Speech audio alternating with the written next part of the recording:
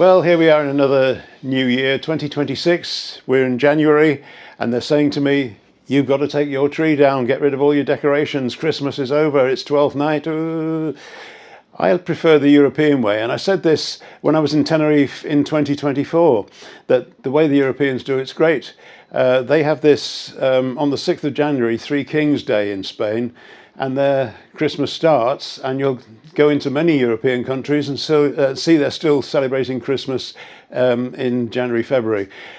I like it that way actually, but of course Britain is totally different. By now it's all gone because it started in August and everybody's fed up with it. Anyway, you'll know that last month when I was in Tenerife, my drone flew away. Well, it was only a little baby drone, and it really wasn't strong enough to stand up to the storm that we had while we were there. For those of you who watch the world weather, you'll have seen that. We saw on the BBC World News, the same guys who do the weather in Britain do it on the World Service as well, and they had the whole of Europe. And there was this storm in this small area around the Canary Islands, so it picked on us basically. And a little tiny drone with little tiny motors just doesn't stand a chance against a gale like that. So I don't know where that drone ended up. And quite a few people contacted me to say they were sorry to hear about it. At the end of the day, it was a 150 quid drone, 160, was it? Something like that. Anyway, they've brought out a Neo 2, which is £40 more, but yes, I've got one. It's got extra bits. It's got omnidirectional sensors. So if my drone happened to be flying towards a rock surface when it was disconnected from my phone, then this would have detected it and stopped or turned away, depending what I pre-programmed it to do. If it ran out of signal because it had drifted in the wind, it may not have done with this one. This has got an extra little unit on the back, which I believe comes off. I always play with things like that later, but you can see they look like aerials to me, or they make it look like a sort of insect, but that should mean the signal works further away. They've also added to this a return to home function, because what's supposed to happen if your drone starts to get low on battery or it goes out of range of your controller, it's supposed to go, oh my God, I'm lost, I'm going home, and so it would fly back to you. Well, that's what happens with this one. This is the Mark II Neo, but of course the Mark I didn't have any of those things. It was made down to a price. But for an extra 40 quid, you get all those things. It's well worth it. So I bought a new one. And battery life, well, there's a few things being upgraded on this, I gather. I haven't had a chance to look into it yet because it's only just arrived.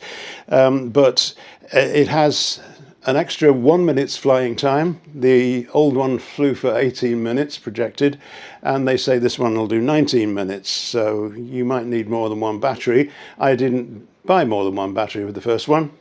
Guess what I bought this time? A battery charging pack and 3 batteries. So I can go out and do a fair bit of filming, and it just has to come back to me when it's low on battery and land on my hand, and I'll give it another battery. It's like birds coming for food or something, isn't it? Anyway, that's the prospects for drone shots for 2026 from me using the Neo 2.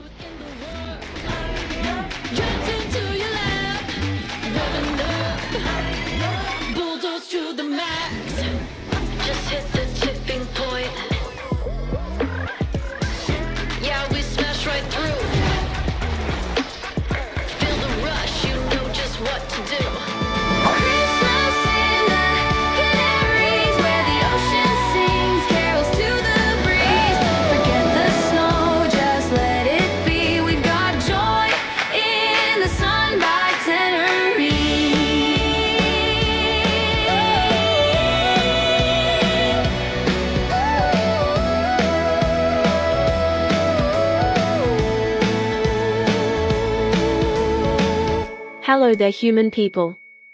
I'm Annette from the AI Lab.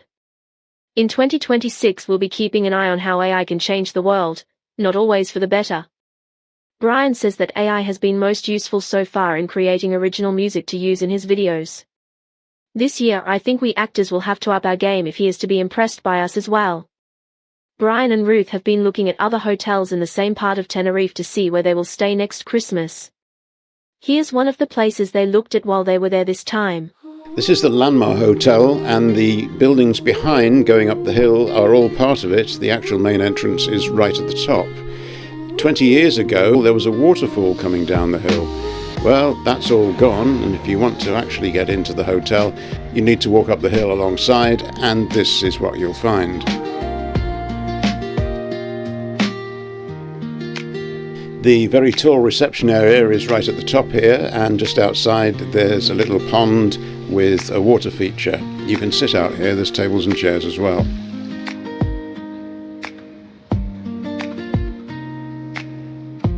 As you can see, it's very tall inside this top floor area, and the place where the waterfall used to cascade down from here is now being replaced by an interior for the hotel, which is fully explorable by the guests.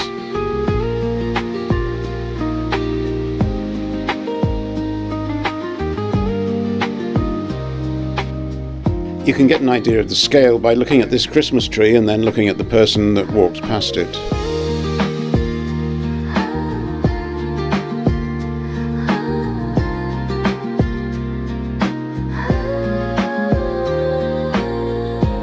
Leaving the hotel and moving on, we're going to see how much further up you can get before you actually reach the base of the mountains, and we go across a little roundabout and up a road on the right.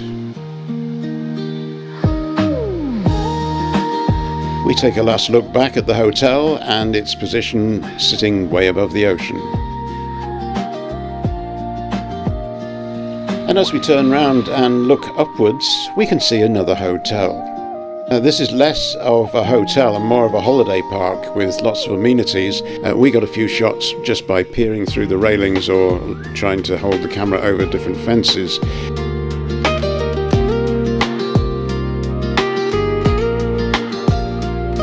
We also went up to the top of the hill to reach the main reception for this, another Landmar hotel.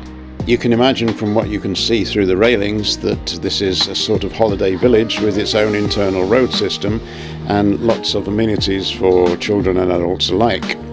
Looking at the prices for this, it's actually quite hard to book into here.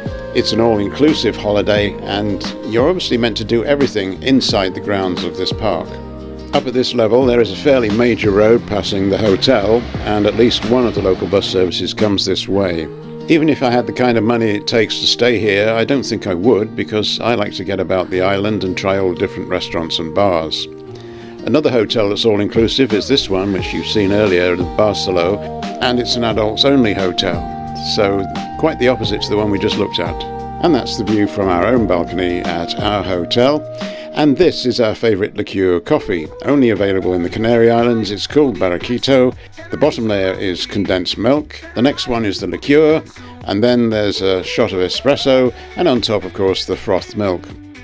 Reminder of that shot from the 2003 video. This is where we used to sit at night and look over the island of La Gomera and watch the sunset.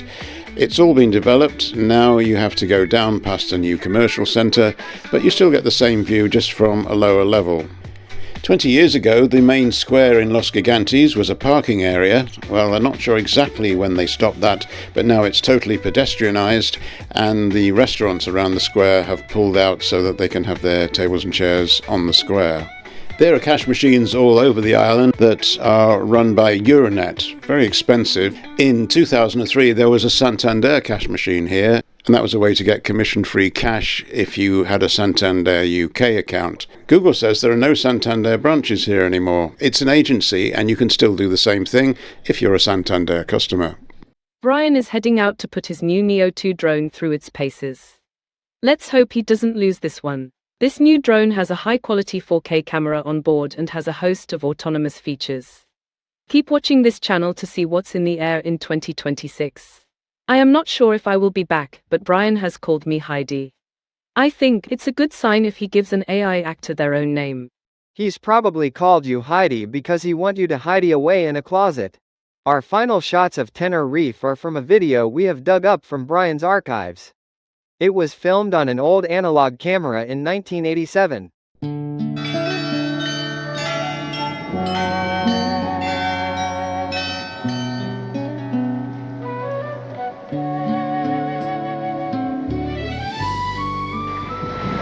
This is the top of the 10 Bell Tower, and 10 Bell, which can all be seen from here, is named after Tenerife and Belgium. Belgium because it was a Belgian businessman who put the whole idea together.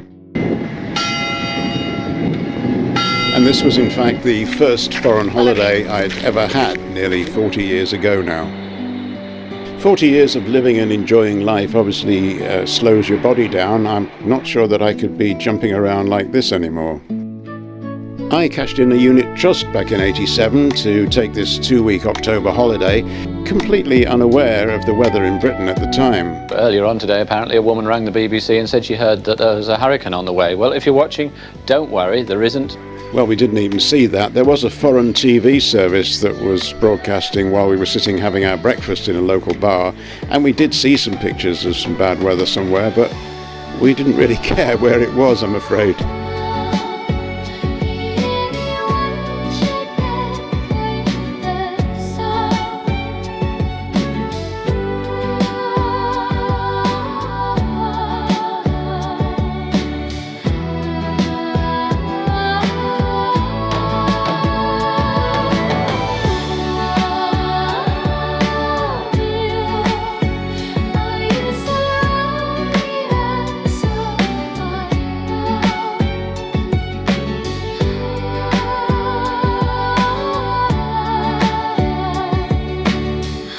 I haven't got time to show you much of this old video, but you just saw St Michael's, or Marks and Spencer you might know it as, and that was in the capital, Santa Cruz de Tenerife. This is a picture of us walking along by the hotel pool, and I show that just to give you an example of what it looks like normally, because pretty typically for Tenerife the weather took a turn and we had a storm in the last few days we were there.